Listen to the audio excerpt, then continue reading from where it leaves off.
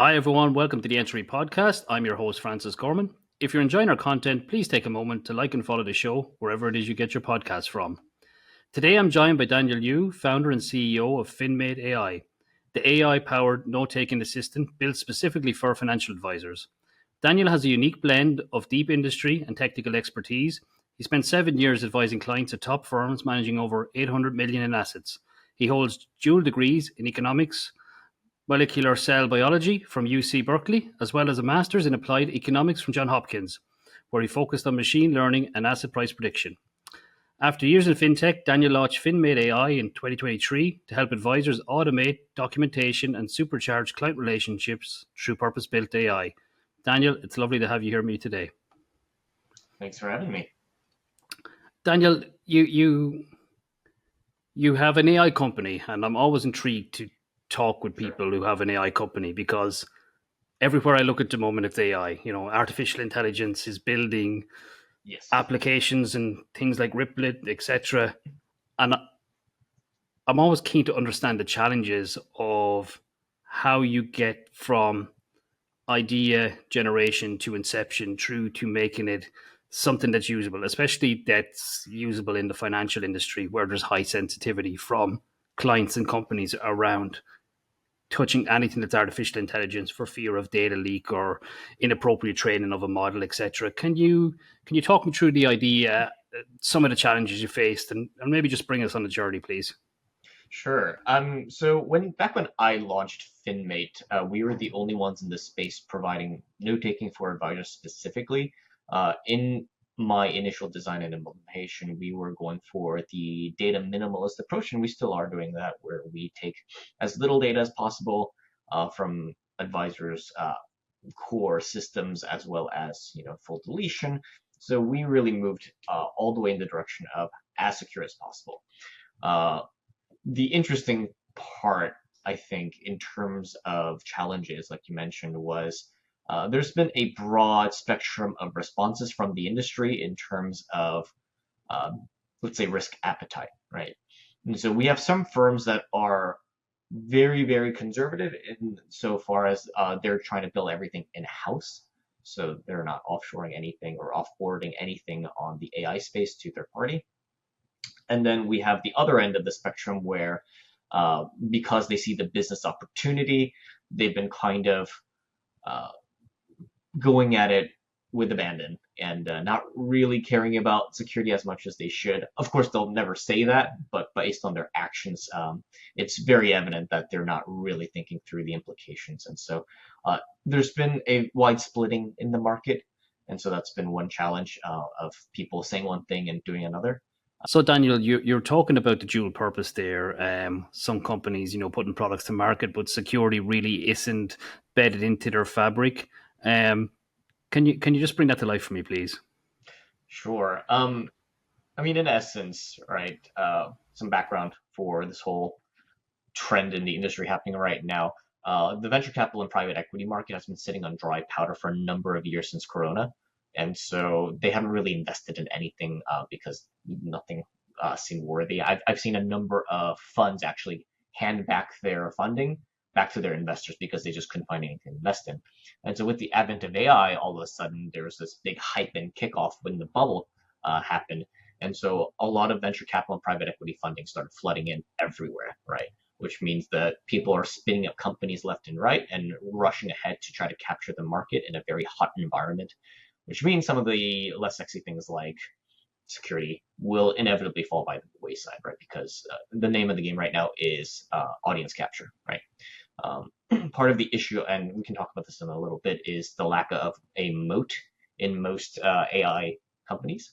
Um, but that's basically the reason for why everyone is running as if their tail's lit on fire, right? Just because this incredible deluge of funding that's been sitting on the sideline that had been waiting to be deployed has now been deployed. Um, and so that's from the startup new company perspective. From the buyer, kind of the older company perspective, it's uh, that, hey, there's pressure in the market for AI adoption, and so some companies have decided to just go with it. Most companies I know are starting to spin up internal AI teams to evaluate, and these internal teams, because they're so new, they don't have the kind of the legacy vision for security, stability, things like that. And because they're a new department, they end up running really, really fast. And so that's why I was talking about there's been this split in the market on how to respond to this new technology. Yeah. And I suppose that's interesting, Daniel, because you've got net new, so you've got your startups that were always leaner, they were always faster, but maybe a little bit more reckless.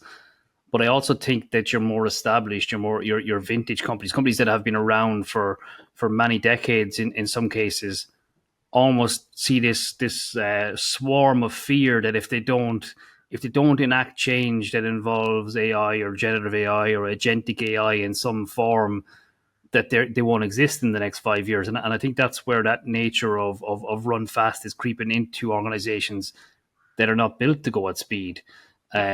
Would that be your perception also?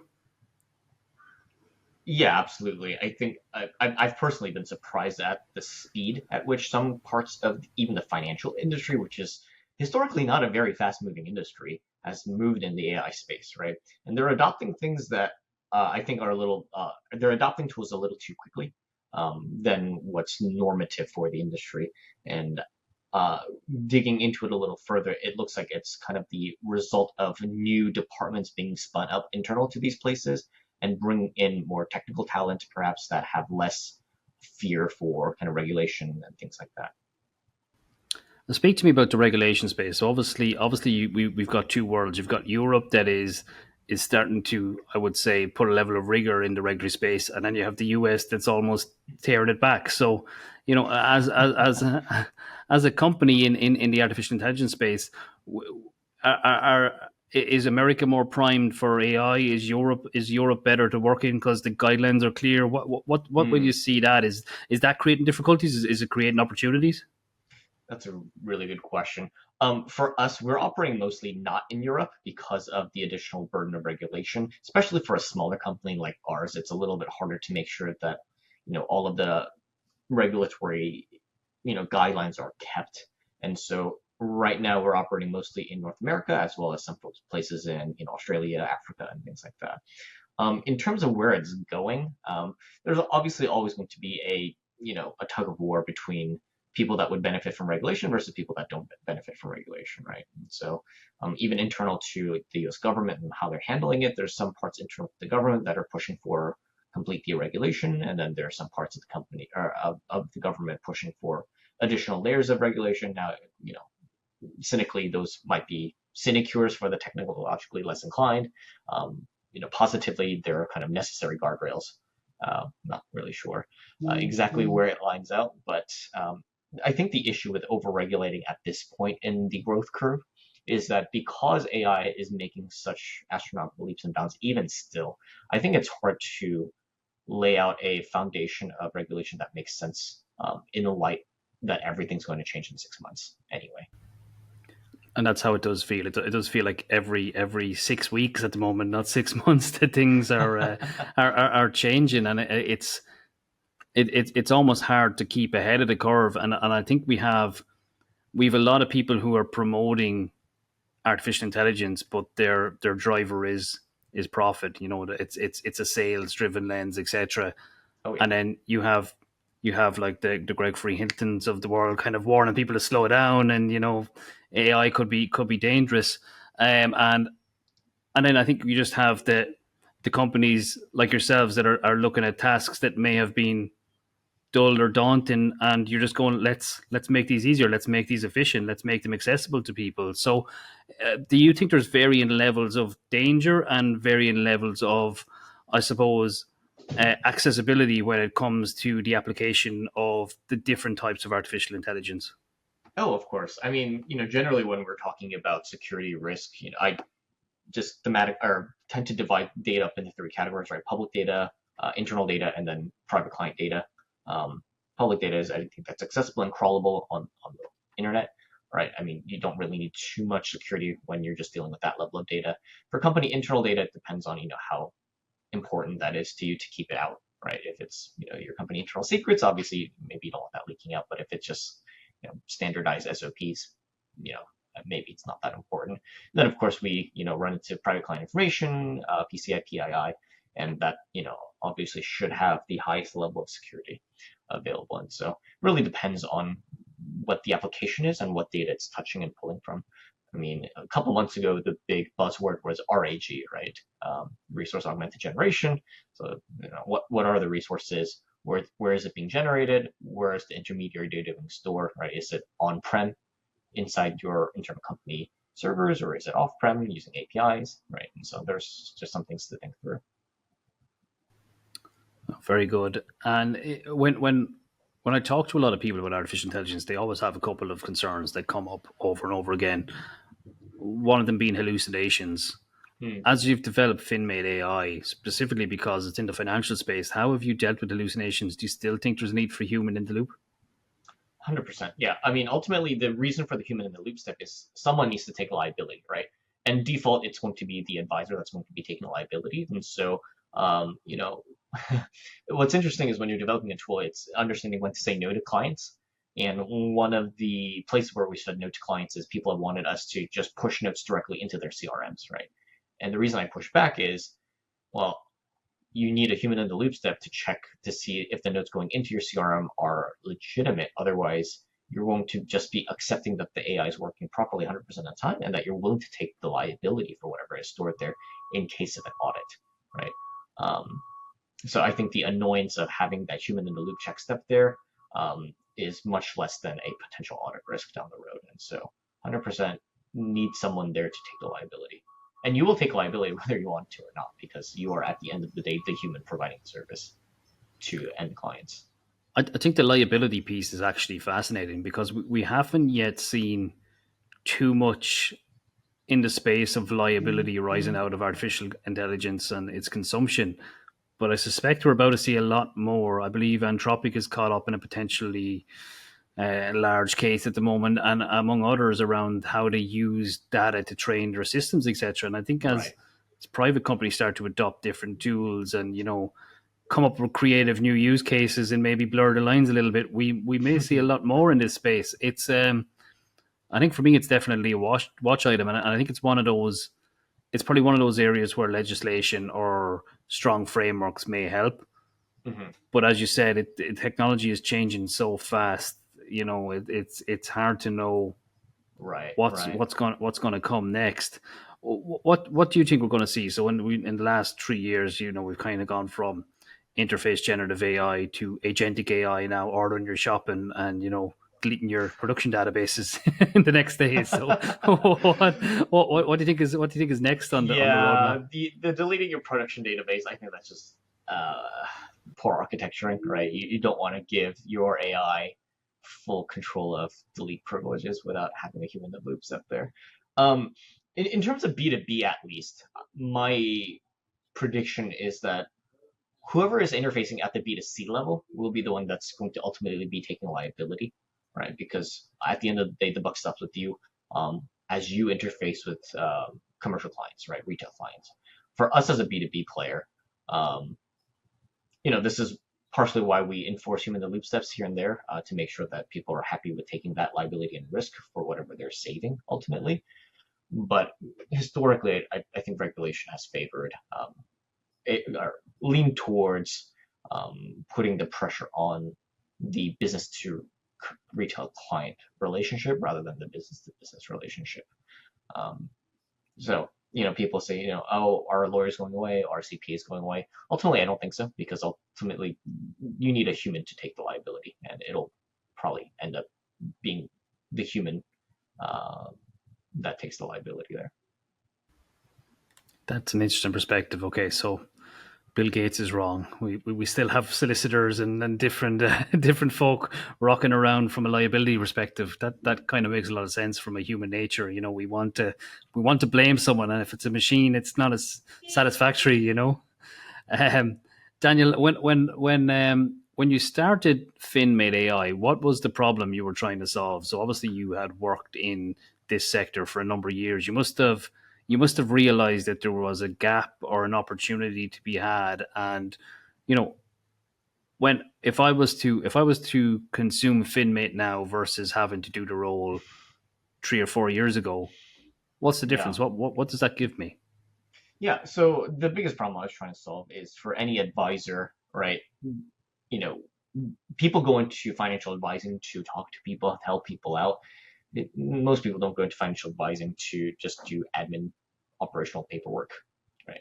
And it's an unfortunate part of the business, but it must be done because of compliance regulations and things like that.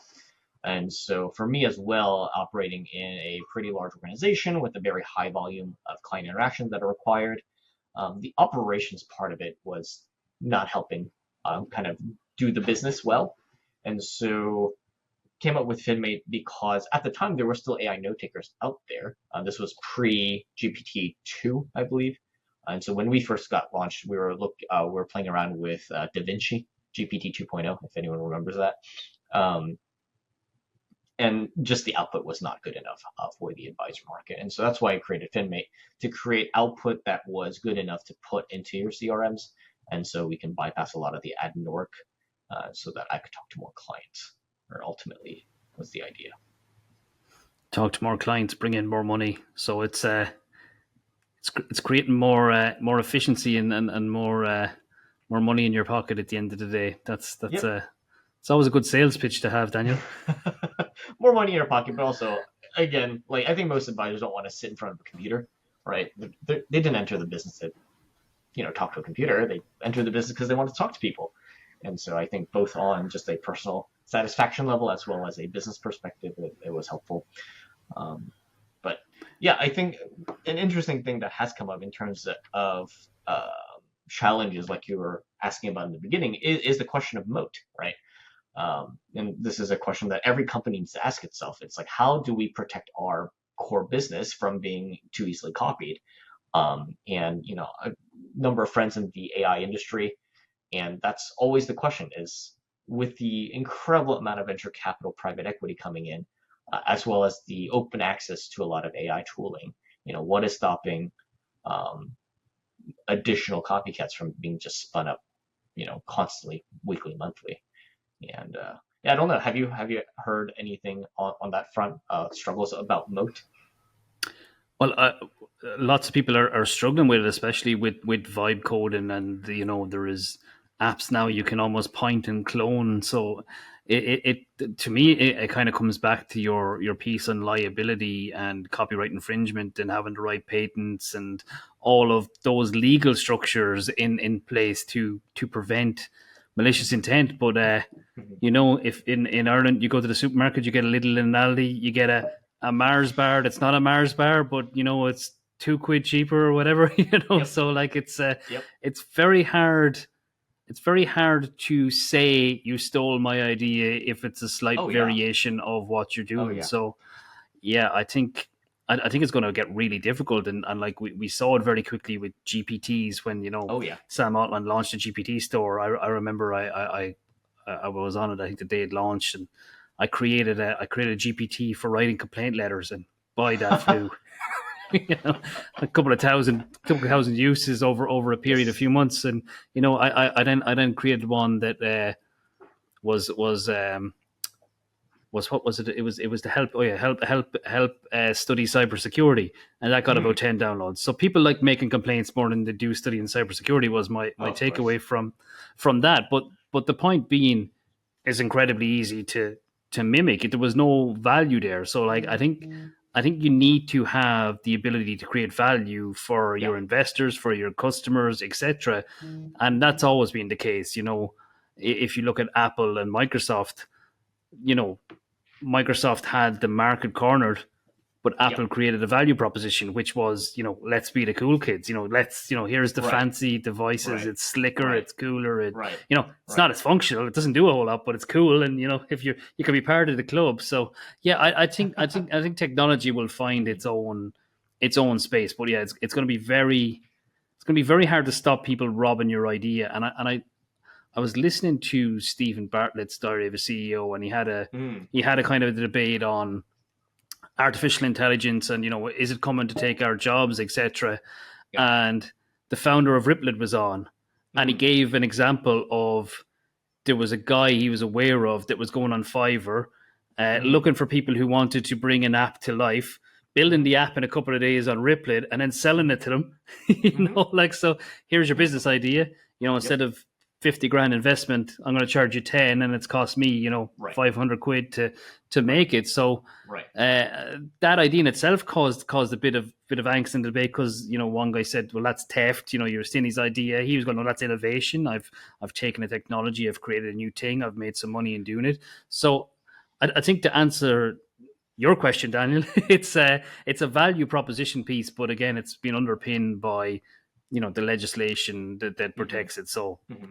putting a patent in place, but you can't patent an open AI No. model. So and No. a lot of people are building their value off Yep. these things. So I think Yep. again, how do you interface to the world, and Yeah. it makes me think of, there's a book, Blue Ocean Strategies. I'm not Yes. sure if you've Yes. read it. Yes. Yeah. So I like, mean, when I entered the space, it was fully blue ocean. Again, we were the only players creating a note taker for the financial advisor space. I can tell you right now, we have about 20 people copying us in the span of 2 years. Right? It's gone from blue to red in the business time scale instantly, immediately. instantly. Right? And so I think this is a question that everyone's going to have to grapple with and debate with, right? And I think there's a supply side issue, right? Because of AI, it's creating um, a push in the market for big tech companies to push out their engineers. And so there's a glut of engineers in the open market that now need things to do. And combine that with the vast sums of money from the private equity and venture capital market, it's created this firestorm of all the laid off engineers just starting AI companies. Right now, that was step one, phase one. Now I think we're starting to enter into phase two, which is interesting, which is okay, now that there's so much competition in the market, the initial insane valuations that the venture capital and private equity market has propped up, I don't think are going to see fruition, right? And so the valuations are going to start tanking. And so we're going to start to see, I think, a lot of these zombie unicorns start to just die. And then what happens, right? And so, yeah, I think it's an interesting question of how to build a sustainable business in this environment. And I don't think you can build a hyper scalable company um, just purely based on AI because it'll get copied immediately. And you're mentioning legislation and patenting copyright. It's not going to move fast enough to keep up with AI. And so, yeah, I don't think that's the answer. I think you're right, and that's probably going to terrify some people when they sit down to think about it. I think if I look at the play, like, the market is cornered already. You've got Microsoft, who've got the OpenAI umbrella in, so we could almost call them the two. You've got Google, and then I Mm-hmm. think the dark horse here that's going to overtake everyone. You've got Elon Mm, Musk, XAI. Like, yeah. if you look at what Elon's doing, hate him or like him, he has built the entire stack, Yep. and he's built it very, very quickly. Yes. And He in owns every recent part of it. benchmarks, right? And in Yeah. recent benchmarks, Grok has been outperforming all the other models out of the blue. It was very insane to see. Not only that, Meta has just spent millions and millions of dollars poaching talent from all the other companies, right? So, who knows what Meta's going to come up with? Like you mentioned, Google, and then some of the older name players, right? Anthropic, is still out there. And so, even at the base foundation level, my guess on how this thing is going to end up playing out is I think AI is going to become a commodity. Yeah, I think it is, and what that actually means is yet to be, I think, decided. Um, but no, that's been a fascinating angle, Daniel. I do have to ask. When I was amused when I was looking at your educational background, Sure. your study of genetics mixed with the technology space, and all of that. Can you give me some insight into how that came along? And you know, I'm seeing more of this in the AI space, that people are Hmm. studying genetics and plants and biology to see how things mimic, so they can replicate it back into the technologies. I know it's been a Yeah. concept for years, but when you see the two beside each other, it jars. Yeah, yeah, yeah. I wish I had some fancy story to tell you. It's kind of not that interesting, to be honest. I mean, of course, bioinformatics has been a thing for a very long time, right? And so using computational math to generate out, genetic sequencing, things like that for agribusiness. And gene editing for gene therapy, things like that. That's been, kind of in the water for a very, very long time, now powered by AI. But realistically, that's not really why I did it. The boring, honest answer is both of my parents have PhDs in the sciences, and so I felt like I should study some science, and I like genetics the best, so that's what I ended up doing.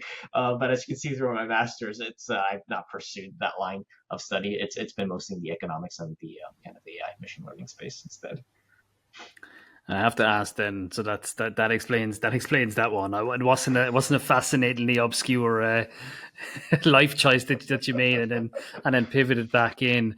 I have to ask then, Daniel. So you've started out your your journey in the financial industry. You're now in the technology sector. Hmm. You know, if you were to look back 10 years, Mm. is there some advice you'd give yourself to not fall into those pitfalls that you did, or you Oh know man, some of those thorny ones? I know I have plenty of advice to give young Francis, but not sure if sure. you would have listened. I You're exactly right. I don't know if I would have listened to myself 10 years ago. I think so. I started coding when I was in elementary school, right? And I quickly realized by high school I hated debugging, which is why I never pursued computer science as kind of my course of study. If I were to go back, I probably would have told myself, just knuckle through it, because I think I could be doing a lot more interesting things, even in the current space right now, if I had just muscled through that initial grind. And, maybe tell myself, hey, guess what? In 10 years, there'll be, AI that can help you debug. So don't worry about it and just go through it. But again, I don't know if I would have listened. So who knows? That's yeah, code. It takes a certain Yeah. sort of love for the world to sit in front of a computer all day and write lines of code and try Yeah. and figure out then why it won't work after spending half the day half the Yeah, day it writing it. was it was in half a day of debugging, and I was in high school. I wasn't the best coder, right? And so it was like, I think it was some logic error of like less than needed to be a less than or equals to. And, I had reams of paper I was writing down, tracking the variables, and it's like, yeah, that was not very much fun. I must get your thoughts. So I'm not sure if you saw the MIT study a couple of weeks back on cognitive decline through persistent use of GPTs. I was discussing this with some other guests on the show, um, and we're seeing all sorts of funny stuff. The bad side of AI, where it's Yeah. it's my therapist told me go do harm and etc. But I Mm. found the cognitive decline quite interesting, and it kind of reminds me of when you used to know your friend's phone number and now it's just his name. Do you think we're going to have a problem actually in the short term, in the next 5 to 10 years, where people are not applying critical thinking and that stage two part of the brain to get those neurons firing and really try and problem solve? Are we just going to have people writing prompts and consuming the output? Yeah, it might surprise maybe you and your listeners to hear this, but I'm a bit of a Luddite. I don't like technology all that much, to be honest with you. And I am of the camp that I think a lot of technology does a lot of harm, especially if it's just used without thinking, right? Um, I think the world has still yet to grapple with the fallout from even just social media being ubiquitous, right? Kids that are growing up in the social media age are now just starting to enter the workforce, and I think a lot of people are realizing what damage that's done. And now we're introducing AI, and we haven't even fully grasped how to deal with the fallout of social media. So how are we going to deal with this AI thing? The issue I think is, this goes back to the old, middle school question: why do we need to learn arithmetic? And the school teacher answer back then was, oh, you're not going to have a calculator with you all the time. Obviously, that was very wrong. We have cell phones in our pockets now with much more computing power than a simple calculator.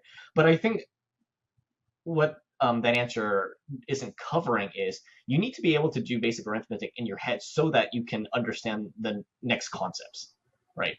The next concepts are not available to you unless you have it so down pat that you can just rattle off arithmetic, right? If you're needing to consult with a calculator for every step of arithmetic, you're not going to get algebra, right? And so I think that's kind of the issue that AI will pose.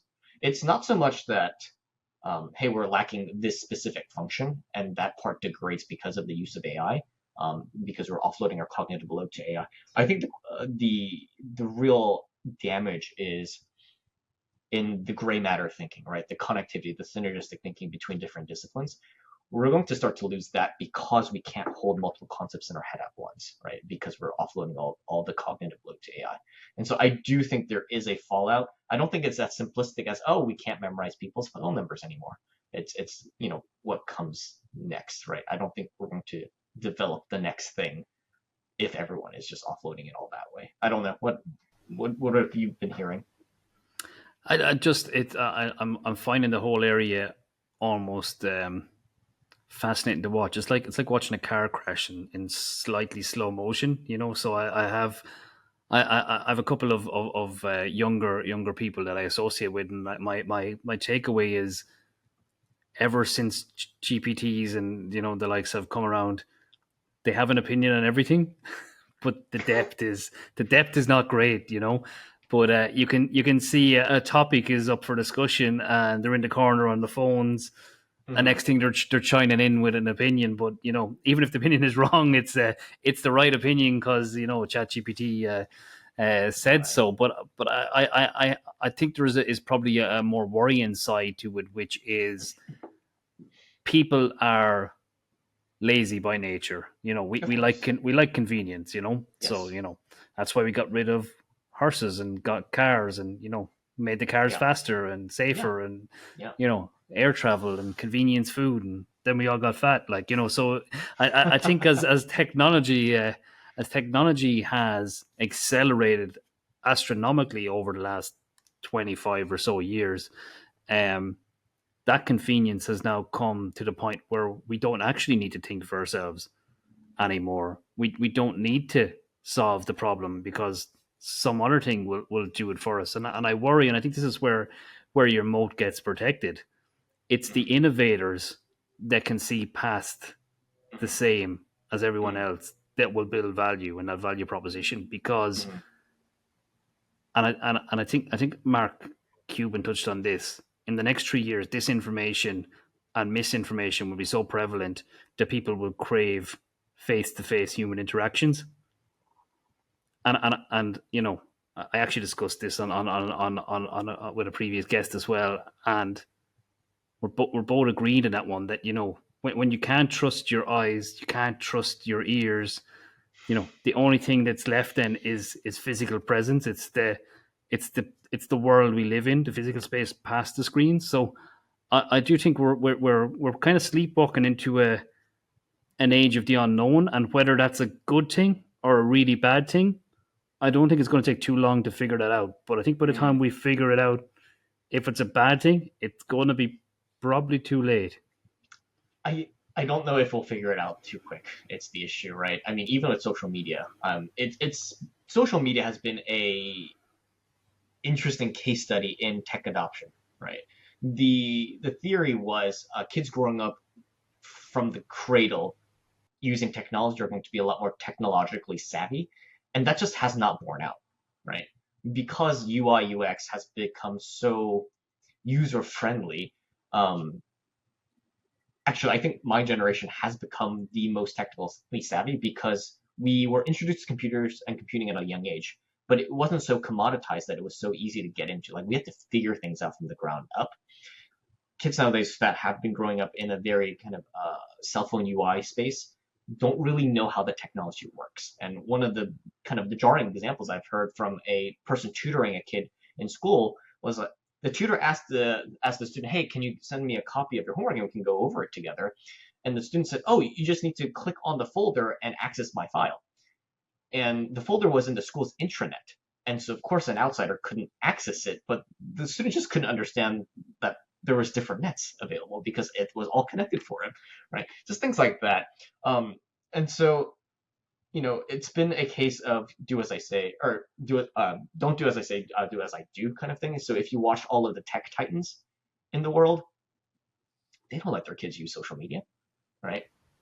Right. And so, you're saying that, oh, this is like the moat for the innovators. Don't trust the innovators. They're in it for profit. Don't trust me, right? We're in it for profit. Um, and so, like, Zuckerberg doesn't let his kids, or none of the big tech people let their kids use social media from a young age because they know it's harmful, right? And so I think it'll be the same thing with AI. It's like, watch very carefully who or what the people creating this technology are actually doing with their loved ones, because that should tell you what they actually think about the product instead of just pitching it to you. Yeah, and that's a terrifying prospect when you realize it. I often go back to that one. These guys aren't letting their kids use this stuff for a reason because they know the impact it's having in terms of their communication skills and their ability to articulate. It terrifies me when I go into a room full of kids and none of them are talking, and there's Yeah. messages just flying around in a circle, and Yeah. there's the odd giggle, and I'm Yep. going, guys, here's a ball, go outside, kick it around. I mean, I'm kind of a young millennial. I don't really want to do the stupid generation war thing, but have you heard of the Gen Z stare? I haven't, but you're going to tell me. It's because of the lack of face-to-face interaction. I have not personally experienced this myself, but I've heard from other folks who are in management when they're hiring Gen Z people. They ask them a question, they just kind of get like a stare back, and they don't really respond, and it's very unsettling. Because they just stare at you and they don't respond. It's like, hello, are we here face to face? So I think the idea of going back to face is appealing for the people that grew up pre ubiquitous technology. I don't know if that's going to be the case for future generation, Gen Alpha even. It's like they're just so not used to the face to face. So Yeah, yeah, it's it's it's very going to pose unsettling. an interesting problem.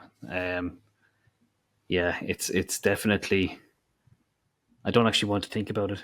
I mean, look, to blame my generation, millennials too, right? Like we have the stupid fear of picking up the phone and calling. Like I think that started with us, where it's just like, just call them. It's like, no, I want to send them a message. It's like, just pick up the phone and call them, And I think that trend started with us, and it's kind of accelerated to like we just had a fear of phone calls. I think a lot of the younger generation now is having a fear of face to face, and where does it go from there? I have no idea. And I think you come back to my generation. We used to have to ring our friends, talk to the mammy or daddy first, get Oh an yeah. interrogation, and Right. Why are you calling? Who and are and then you? and then there was the man in the middle attack. I think I've talked before. Your friend had come on the phone, and you go, "Hey, how are you going?" You hear the mammy would have the phone to her ear upstairs eavesdropping. So it's we've come on a lot. We've come on a lot now, and you've got Signal and encrypted apps and messaging, and Yeah. I it's mean, it's a whole previously it new was, world. it was turn off the internet. I can't, receive a phone call, and now it's too much power from. Too Yeah. much power. Yeah. Daniel, look, it's been a great conversation. Lots of insightful pieces there, and to take away specifically your part around the mode, and how do you protect the innovative idea that you have today, because someone could just steal it tomorrow with artificial intelligence. That definitely is that's a keen takeaway for myself. Now I'll have to mull that over to this evening and think about it a bit Yeah. more. But appreciate having you on, and I hope you have a great day. Yeah. Me too. Enjoyed my time here. Thank you.